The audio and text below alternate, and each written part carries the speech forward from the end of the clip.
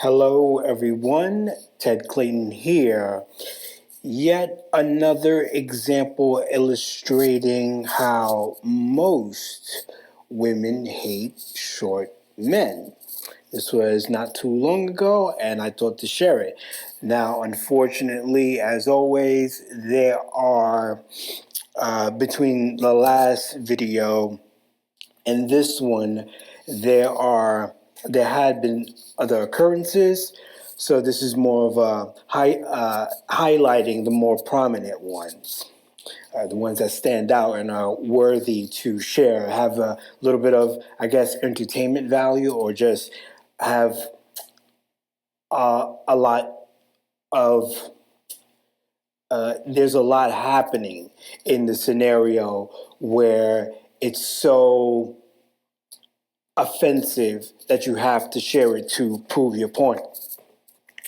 Now, let me put this out there because, and this is one of the reasons why I share these videos and my experiences, because I do want to be challenged when I present these things, because it is a big claim that I'm making. So again, I will share my experiences and share them enough times to prove my point, but at the same time, it's with the intent of being challenged so that maybe I can see it from a different perspective, or it's probably just proving that I'm correct.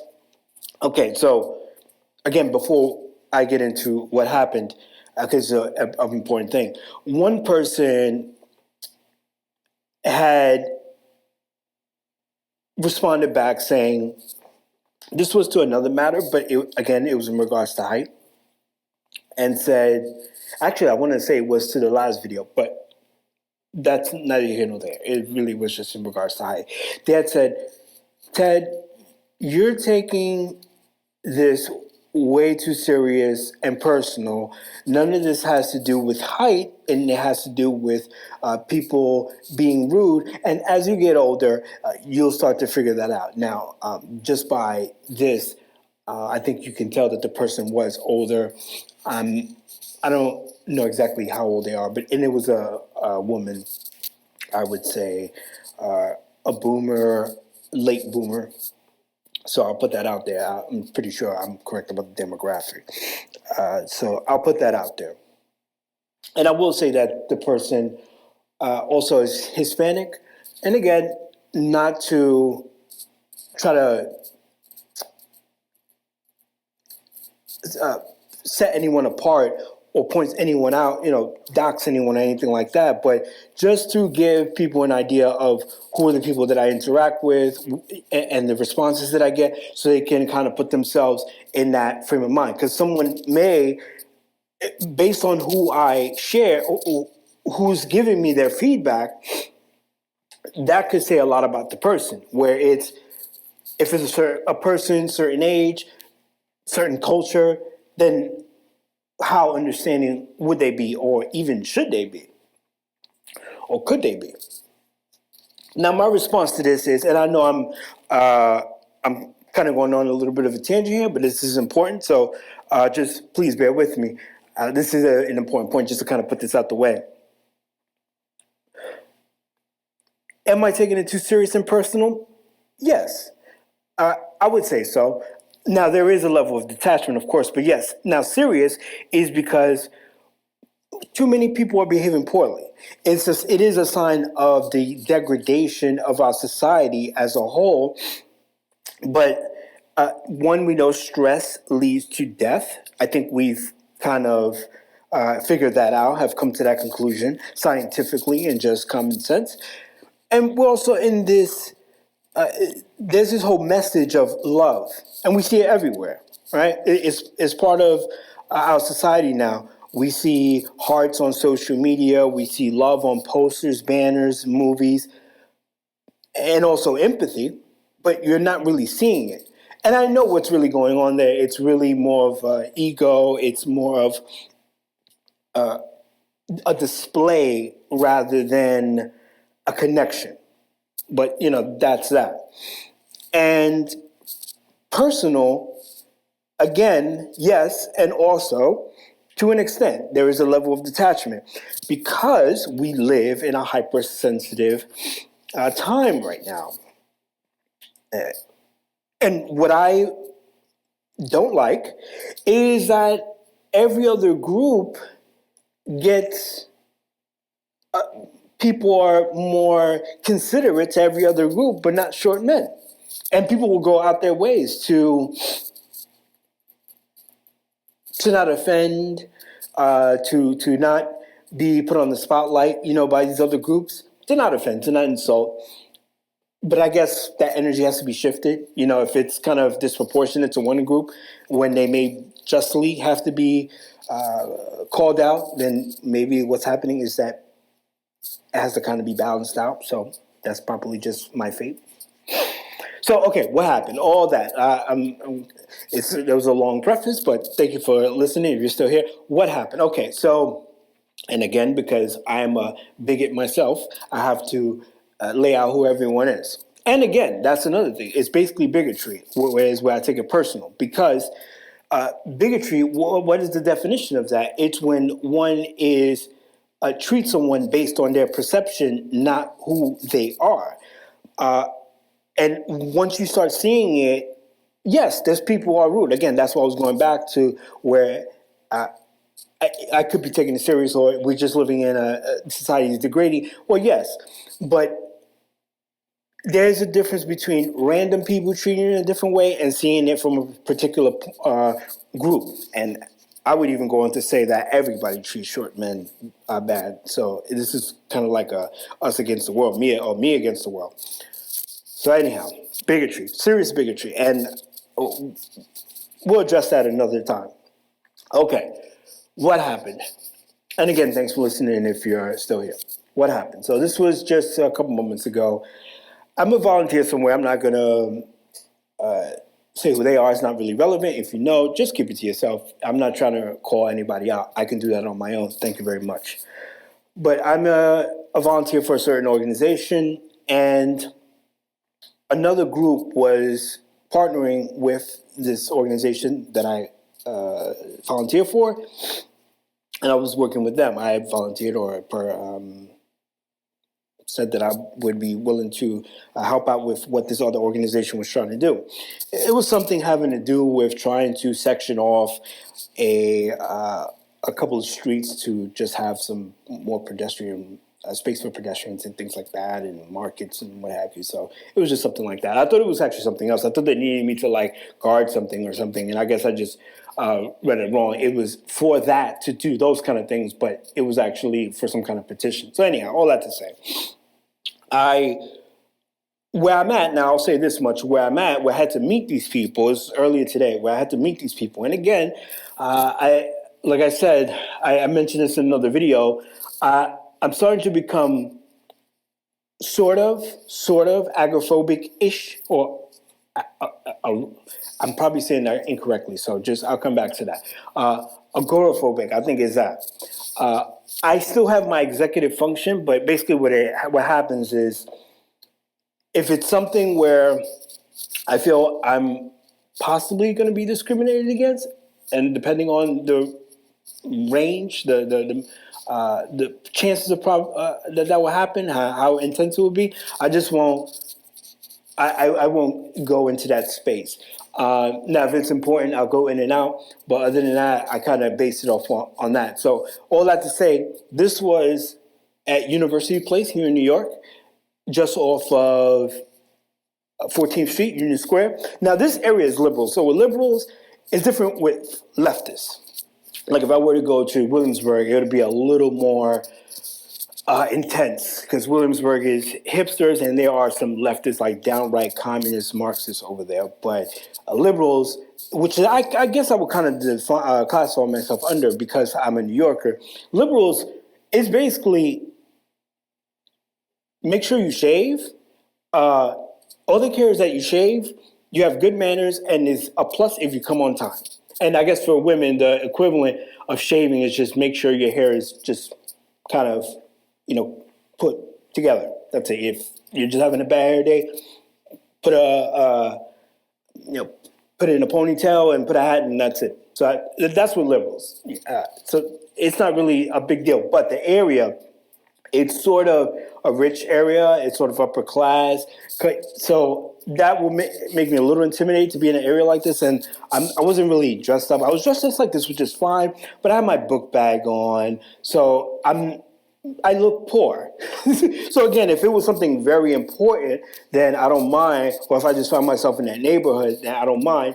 But for something like this is a little different. And I know I'm going on and on. Again, thank you for listening, but just laying everything out, just to give you my thought process. And I'm going to get straight to it in a second. So, no worries of digressing that much.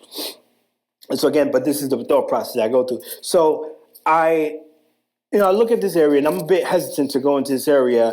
And it was in a coffee shop, so it's it's a little posh. Maybe, it's probably not the right word, but just everybody's kind of. It'll make me a little intimidated because, or self-conscious because everybody's dressed up, everyone looks nice, and everyone's tall.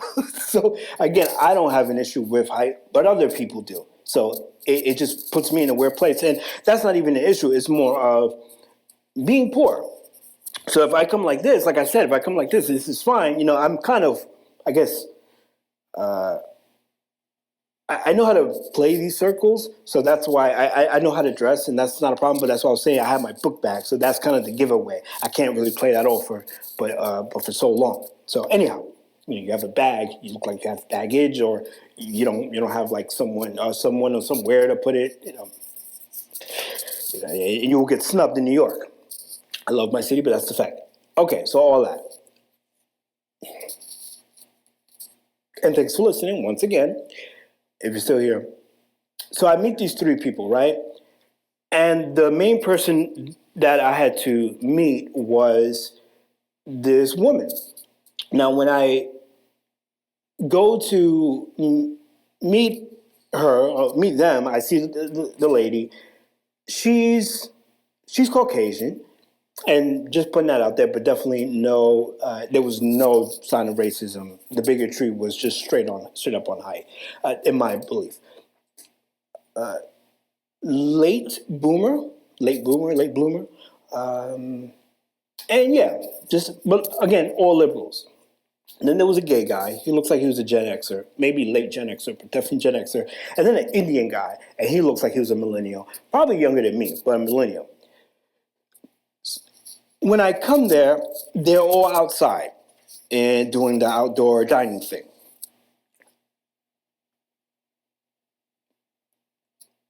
No one offers me a place to sit, but more importantly, the woman who was definitely in charge didn't offer me a place to sit. She didn't offer me a seat. So I'm there standing, and I had this happen to me before. RZA did this once to me when I was helping out the Wu-Tang, and I know I'm dropping some bombs there, but you guys kind of, not you particularly talking about the RZA or the group of the clan, but just this whole these just group of insane people, just these real nasty people, these real low level people. You guys did this, to me. You guys really treated me foul, and it's kind of, it's time to kind of put some closure to this whole thing, or at least it's time for me to put my side of the story out there. So it was something happened years ago where I actually hooked up my brother with the Wu-Tang, and a lot of people think it's the other way around. A lot of people don't even know that I was involved in that whole thing at all. It was a person who started that whole thing off. But again, it was one of those things, and this is why I illustrated. It was one of those things where the leader, the head, didn't invite me to sit down or to have a seat. And with RZA, it was RZA, Jizza, somebody else, and my brother, and then I think somebody else. And with that situation with RZA, it was in this high-end restaurant. So everybody's looking. And I'm standing there just looking stupid. Now, back then, I didn't really know what was going on. I didn't know how to really play these kind of situations. So that was that. But with this, I kind of knew immediately what was going on. So I said, okay, I'm going to stand here. I had a bag from 7-Eleven. I had gotten some stuff to drink and a little bit of food. So I said, you know what? I'm just going to play this, get some info and get out of here. So as soon as I got there, I was like, okay, so, not rudely, but being very short. I was like, all right, hey, how you doing? Shook everyone's hand. All right, so what's going on? Because I didn't get offered a seat. So that's that. They tell me what's going on, and they give me the whole pitch, the whole situation. Is basically, again, they was trying to propose a plan. So that's irrelevant for the most part. But then, the whole conversation changes from, and I don't know if this was, I was supposed to expect this or not, but it actually became sort of a, I don't know if consultation is the right word, but I was giving them some advice or giving them my take. So maybe it was a little bit of consultation where, so the way it came about was, again, I come there, I get straight to the point because I'm standing, and after the introductions and everything, I don't get offered a seat. So again, I'm again being polite, and I volunteered. So I'm just getting all the info, and they lay everything out. And what's interesting is the lady says, is this something you believe? Like the proposal, is this something you believe? And I said, it's interesting you asked that. It was kind of weird that question kind of came up. Because again, I'm volunteering. So, what's my opinion worth? But I did say, that's interesting you asked it like that. Because I'm volunteering, so I have no problem with just getting the word out. But now if you're asking for my opinion, this is going to be a hard sell for me. And I think this was something that was kind of important to this woman. And that was when she totally checked out. So after that, it became just me and the gay guy talking. And the gay guy, I think he had kind of understood. He was able to get on my level. We was able to get on the same page. So I'm asking questions. He's breaking things down. Then the Indian guy, he actually said something, and it wasn't until everything was broken down that I said, "Oh, wait a minute. Oh, this is exactly what you just said," in the beginning. So I'm like, "Okay, got it." But it was basically me and the gay guy talking the entire time. And this is where all that to say, and again, if you're still here, thank you for listening. Appreciate your time. Where the woman became disrespectful was out of nowhere. Again, it was me and the gay guy talking, but I'm including her in the conversation. I basically kind of started dominating the conversation as far as just energy, shifting energy. And the gay guy's asking questions like, what do you think? What's the first thing that comes in your mind? Very, very polite guy, very polite guy. He's like, what's the first thing that comes in your mind? Well, what exactly do you mean by this? Is there any other factors you would include? Or, that's interesting. Or, what we're trying to, but I will always, because I kind of saw who was the leader in the situation, I would always kind of look to this woman. And I think the one breaking point was when, again, I'm speaking facts, but she tried to play the empathetic card, the compassion card, and I just completely just totally just demolished her on that. She said, well, we want to, the whole thing was to get the place shut down basically 24/7. I believe that's what it was. And again, I wasn't giving like a diagram or anything like that, but that was my understanding. And I believe that's what it was. So it was to get this whole place shut off 24/7. And I was saying, it was a hard sell. And then she comes out and says, well, look at all these people, walking. Look at everyone, enjoying themselves. And I just look at her and I say, well, that's not going to happen 24/7. And I go back to the gay guy. And I think that's when and it wasn't that I was rude or cut her off or criticizing. It was just more being direct. It was just getting straight to the point. But I didn't want anybody trying to play that card with me of me not being able to connect with what's going on in the situation and trying to make me seem incompetent because of that. And then a strange thing happened while we're talking. Again, just me and the gay guy, and the Indian guy and the Indian guy kind of seemed pretty resigned at this point. Maybe there was some stuff happening beforehand, or maybe he's just tired of working with all of them or the whole project. But the woman just gets up out of nowhere. And again, we're in outdoor dining. She just gets up. And it just came to mind. There was this tall guy behind me, so it makes it all strange. It made the whole thing strange. It was like this mixed guy. he looks black, maybe black and white or Spanish, something like that. But this real, like, big and tall guy. He was right behind me. So those kind of dynamics are interesting. So he's probably seeing this little guy is dominating the whole conversation. Whatever's going on here, he got all their attention. And he's, the way that this woman reacted, remember, they had me standing, or this woman, I would say particularly, had me because she's the leader. She had me standing the whole time. And I actually pulled up a seat as maybe, I was there maybe standing 5, 6, 7 minutes, 8 minutes-ish standing. So I said, you know what, let me get out of here, but let me just sit real quick just to kind of wrap this up. And I took a seat. And then she just gets up. Then maybe not that exact order, but she basically gets up towards the end of the conversation, or she gets up at a certain point, and she just says, I'm going to go take pictures. Or I think the gay guy asked, he's like, where are you going? Or she just interjects out of nowhere, I'm going to go take pictures. And it was, what was that? I mean, that looked like, if you ask me, that's something that I would, if I had to submit some kind of written statement to a psych ward, that's what I would put that as at least consideration. Like, it was a business meeting or at least a consultation, and woman gets up in the middle to take photos instead of engaging in the conversation, and it was no relevance, just checked out, just drifts off. And again, the way I see these things is any kind of competence shown by a short man, it's like a short circuit. It's like a 404 comes up. So, and again, it just comes back to this whole thing of we're in a hypersensitive culture.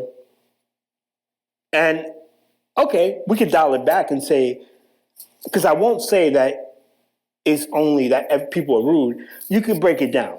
Once you see the pattern, you can break it down. I can be flexible. I can meet in the middle and say it's a product of misandry, a culture of misandry. And the whole thing with misandry is weird because my belief is that women have women have been treated poorly, I would say, for millennia, but things have kind of moved exponentially. So let's kind of look at it like that. Just try to follow me on this one for a moment. And I think we've kind of gotten to a point of equality that's, you could say 10, 20 years ago. Some may argue 40, 50, but then women just wanted more. They were pushing the limits. They wanted more power. Not equality, power. And that's where it became, things got imbalanced. So again, these certain narratives have to play out so that it can seem as if they're not the ones at fault. It's me. And, it comes at a cost to me. What that cost is, well, I'm not going to act like a victim here, but, things are kind of rough. Well, but I can still make videos. So this video has been kind of long. Thanks for listening. I'm trying to think if there's something else. I mean, like I said, there's been other examples, but this just happened today. So again, just shifting my energy, channeling my energy into making a video, and again, wanting to get some input from people. If you agree with me, I appreciate that. If not, let me know why. We can have an intelligent discussion about this. But it's not right. If I'm correct, it's not right, and it's stupid to me. I've really thought about this, broke it down, and it's just stupid. Again, it's vanity and projection. That's all I see it as. Breaking it down very simply. I had another situation where I was in storage, and I needed to get through, and this woman would just totally ignore me. There's a little more to the story, and this woman just totally ignored me. Then there was another situation where I was on the last stop on the M train. This is out in Queens, New York. I was talking to this woman, this girl, probably a little younger than me, black girl. She looked like she was hood. And she was just looking at her phone. She went inside the train, but it was the last stop. So I'm talking to her, but she's just looking at her phone. And I look at her and I say, hey, hello. And I go literally like this in her face, like, hello, I'm talking to you. And she says, looking at her phone, she says, I know. And I just step back and walk away. But just before I walk away, that's when she makes eye contact. So that one's kind of, I could probably bring it back a little bit and say that's more of a culture of misandry. But again, it's people are not being very sensitive to everybody equally. I'll say that much. And definitely the other situation, the woman knew exactly who I was in the store situation. So anyway, that's that. Oh, and then another thing, I'm just going to put this out there. And again, I know this is a long video. I've said that a dozen times.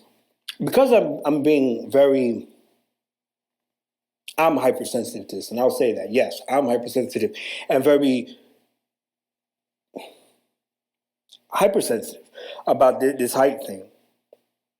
But of course, still make sure to treat my deal and everything, deal with everything fairly and with some class.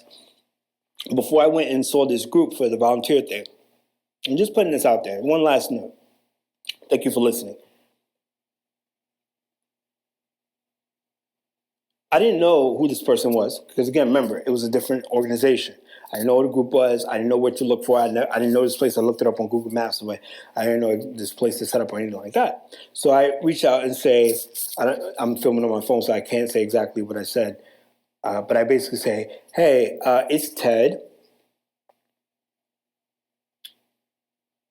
I'm close by, and we never met. Who or where should I look for? And they describe themselves. They say, have on green shirt, blonde hair, and we're outside in this place and X, Y, and Z. I say, I'm short, have glasses, and a black Gap hat. And you could say the short thing is like saying that is TMI, but it's generic. It's giving some kind of, it is sharing an attribute, but not too, it's not too much of an intimate attribute. Like if I were to say my race or anything like, or culture or something like that. Anyhow, thanks for listening. If you're still here, that was definitely, again, as always, redirecting the energy. No poverty, lots of these. That's all for now. Thanks for listening. Enjoy the rest of your day.